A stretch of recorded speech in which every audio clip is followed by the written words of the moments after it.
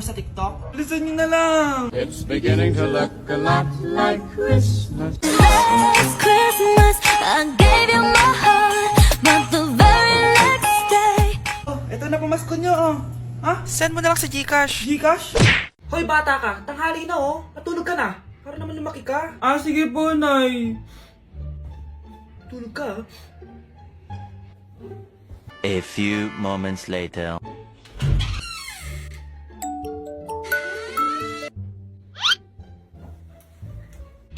Five seconds till the enemy.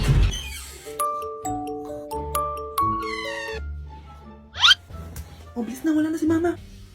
Bilis, mid. Habulin mo sa mid. Bilis, mid. Mid. Yes, manalo.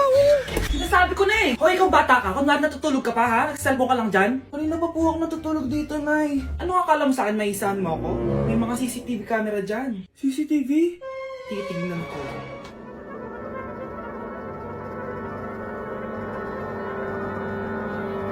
Walang yaka, niloloko mo ako.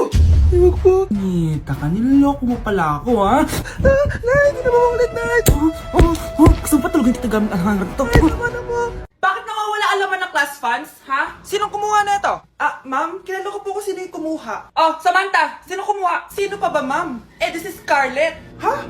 Wala akong kinukuha. Scarlett, ikaw pala yung kumuha ng class funds? Sumama ka sa principal, ngayon na. Apaka-hype talaga nitong si Samantha. Bye, Scarlett. Dami na ito, ah. Mukhang makakabili na ako ng bagong phone. Ha! Nahuli din kita! Ikaw pala yung kumukuha ng mga class funds natin? Oo, ako yung kumukuha.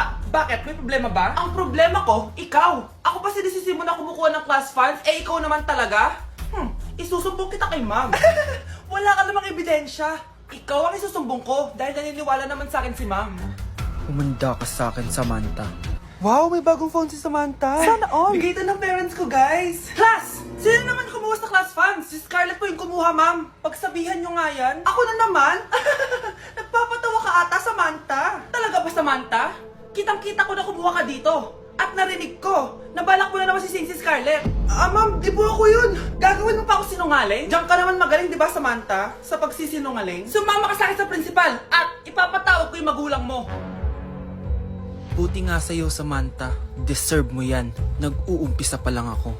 At dahil maraming hindi nakasagot ng full name ko, iibahin ko yung mga tanong. Salamat naman. Number 1, 2 plus 2. Yes, may tamang sagot na ako. Number 2, what is the powerhouse of the cell? Ang dali naman. Makaka-perfect ako. Number 3, ano yung pangalan ng crush ko nung elementary pa ako?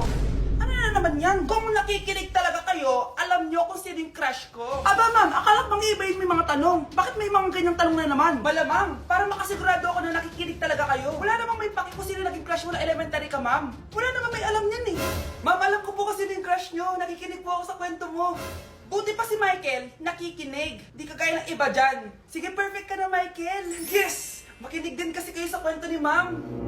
Number 4, sino yung pinsan ng kapatid ng lola ko na tita ng mama ko na pamangkin na ate ko? Bagsak na naman ako. Anak, ano to pinagpo-post mo sa Facebook ha? Bakit po, Nay? Nagmumura ka dito oh. Sabi mo, hahaha, tangina, laro. Yan ba yung mga nalalaman mo sa school? Ah, biro lang yun, Nay. Wala akong pake. I-delete mo to kung ayaw mo laruin ko yung mukha mo. Ah, sige po, Nay. A few moments later. Wow, ganda naman na outfit ko. Picture nga ako. Anak, ano naman itong pinost mo? Bakit ang ikli na shorts mo? Ang ganda ko dyan, no, Nay. Akala mo kinaganda mo yan? Ang pangit! Baka bastos ka ng mga lalaki. Grabe ka naman, Nay. I-delete mo yan! Next time, magpajama ka na lang. Yung tago lahat, pati mukha mo. Wow! Thank you so much, Mommy! You know that I love chicken nuggets! Ay, di pala chicken nuggets to. Pero ang sarap! May day ko nga. Ano? Ano na naman itong pinost mo sa Facebook? Yung niluto niyo po, Nay, shinare ko lang sa Facebook. Itlog lang, ipapost mo pa? Hiya ka naman! Dapat pinapost mo yung mga masarap na pagkain. I-delete mo yan! Lahat na lang pinapadelete mo. Tapos may nagko-comment pa sa post mo, sabi nila, ang pangit ko daw! Deserve. Alam mo, I-delete mo na lang yung Facebook mo. tama na! I-delete mo na! Para tumimik na yung buhay ko! Eh, kung wag ka kayo mangyalab, sigurado tatahimik buhay mo. Akin na yung phone mo! Ako na lang magdi-delete. Bakit kita i-delete kung pwede naman kitang i-block? Hindi mo na makikita yung mga post ko. Uy! Hi, Mare! Mare! Nandito ka na sa Manila? Yes, of course, Mare. Nandito na ako. Yes! Mare, para mag-bless ka sa tita mo. Sige na. Aba, dalaga na anak mo, Mare. That's true. May boyfriend ka na, Iha? Ay, wala pa po, tita. Tamang-tama, single anak ko. Sige na, para magkapura tayo agad, Mare. Ako na agad, Mare. Pero wala pa. Lo, desisyon. About pala sa utang mo, Mare. Utang?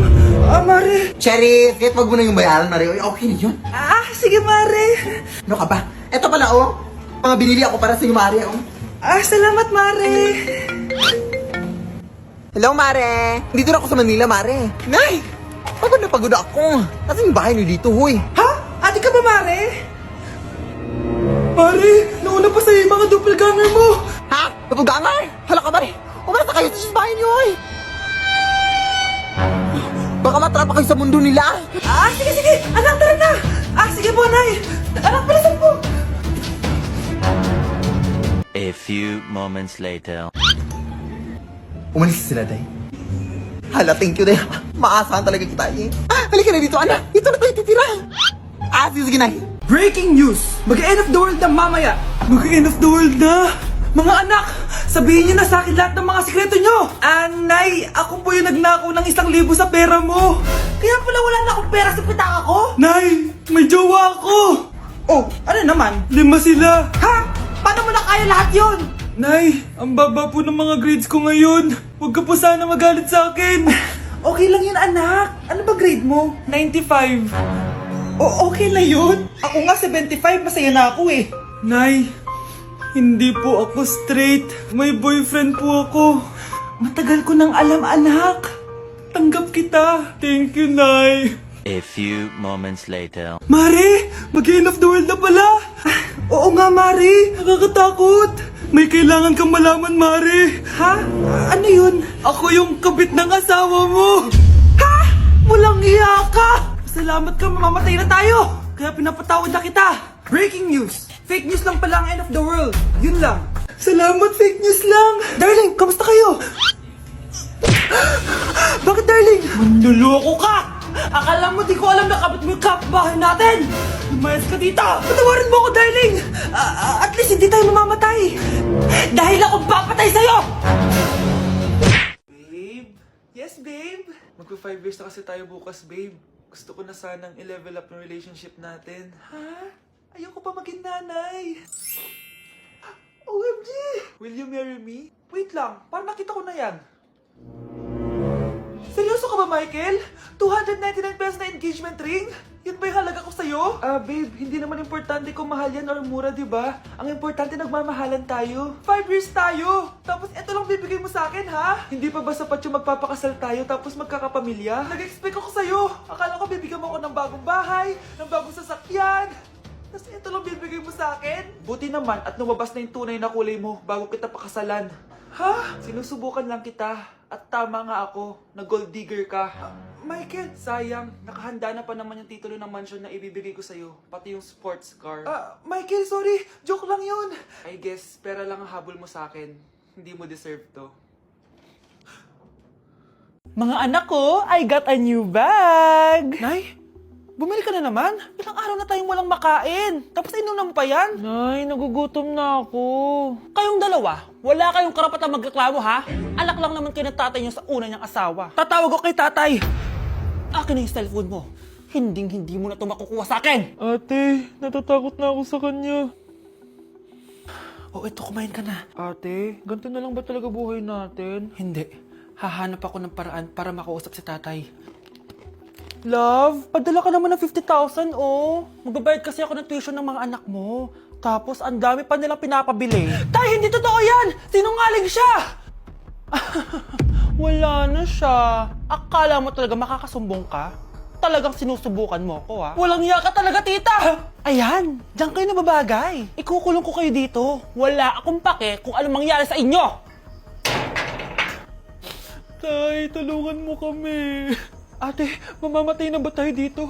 Tiwala lang, Kyle. Kakayanin natin to. Kyle? Ang taas ng lagnat mo. Tita, tulong! Dali natin sa hospital si Kyle! Ang ingay naman ng mga yun. May bago na naman akong bag. Kyle! Delivery po. salamat naman dumating na yung bago ko cellphone. Oh, ano pa ginagawa mo dyan? Binayaran ko na to sa online. Tama nga sila. Inuubos mo lahat ng pera ko sa mga luho mo. Ha? Ramon? Umuwi ka?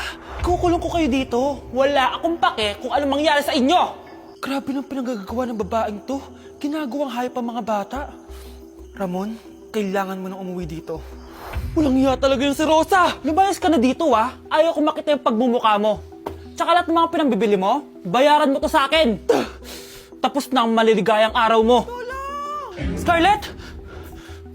Scarlett? Tay? Kyle! Okay na si Kyle. Buti na lang, agad niya siya nadala dito. Sorry mga anak. Kung alam ko lang, uuwi ako agad. Tay, ang importante, nandito ka na. Yay! Nandito na si tatay! Makakain na ulit tayo ng masarap, ate! Huwag kayong mag-alala, anak. Hinding-hindi na kayo malalapitan ng babaeng yon. Pangako.